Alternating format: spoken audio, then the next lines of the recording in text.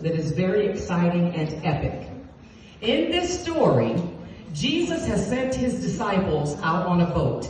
He's been preaching and he sends them out on the lake, and they ride a far distance out, and the disciples are in the boat.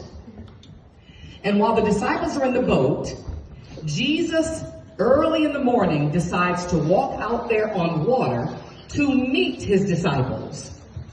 And as he walks upon the water, the disciples on the boat become afraid because the winds are fierce and they see this shadowy figure walking on water, and they're afraid and they wonder, is it a duppy? Is it a ghost? But Jesus reaches out his hand and says, no, don't be afraid. It is I. It is Jesus. You don't need to be afraid. And when Peter realizes it's Jesus, he says, Jesus, if it's you, then bid me to come to you. And Jesus says, come, Peter. And so Peter begins walking on water. And he can't believe that he's walking on water. He might even try to moonwalk a little, and he started to feel himself.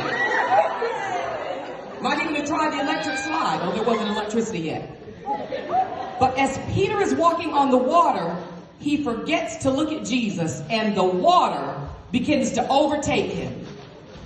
And while drowning, he says, save me, and Jesus says, Peter, and takes him by the hand and lifts him up, and he said, where is your faith? Where is your faith? I am Jesus. You don't have to be afraid in my presence. And Jesus climbs into the boat with Peter and the other disciples, and all is well.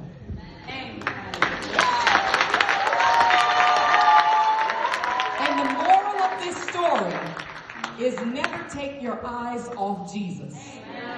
Never forget where the power comes from. Don't look to yourself, look to Jesus, and he will keep you walking on water and not sinking. Thank you. You may return to your seats.